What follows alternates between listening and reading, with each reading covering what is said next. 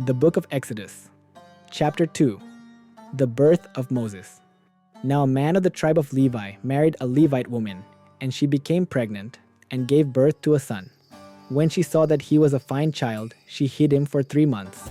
But when she could hide him no longer, she got a papyrus basket for him and coated it with tar and pitch.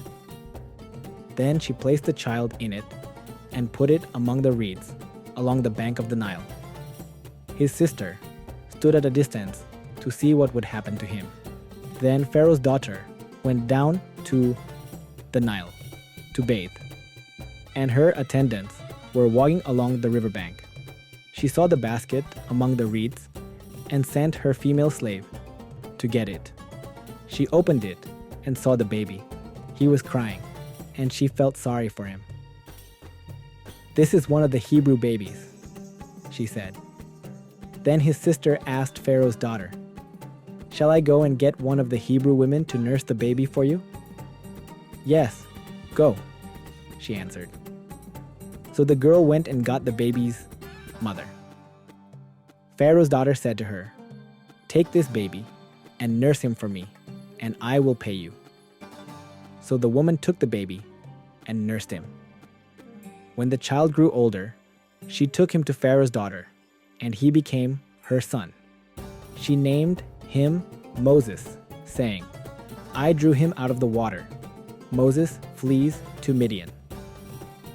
One day, after Moses had grown up, he went out to where his own people were and watched them at their hard labor.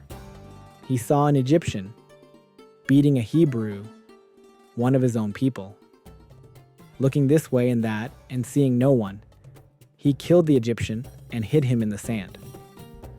The next day, he went out and saw 2 Hebrews fighting. He asked the one in the wrong, "Why are you hitting your fellow Hebrew?" The man said, "Who made you ruler and judge over us? Are you thinking of killing me as you killed the Egyptian?" Then Moses was afraid and thought, "What I did must have become known." When Pharaoh heard of this, he tried to kill Moses, but Moses fled from Pharaoh and went to live in Midian, where he sat down by a well. Now a priest of Midian had 7 daughters, and they came to draw water and fill the troughs to water their father's flock. Some shepherds came along and drove them away, but Moses got up and came to their rescue and watered their flock. When the girls returned to Reuel, their father, he asked them, "Why have you returned so early today?"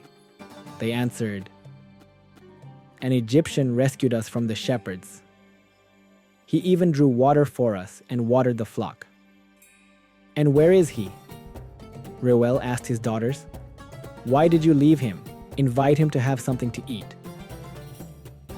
Moses agreed to stay with the man, who gave his daughter Zipporah to Moses in marriage. Zipporah gave birth to a son, and Moses named him Gershom, saying, "I have become a foreigner in a foreign land." During that long period, the king of Egypt died. The Israelites groaned in their slavery and cried out, and their cry for help because of their slavery went up to God. God heard their groaning, and he remembered his covenant with Abraham, with Isaac, and with Jacob. So God looked on the Israelites and was concerned about them.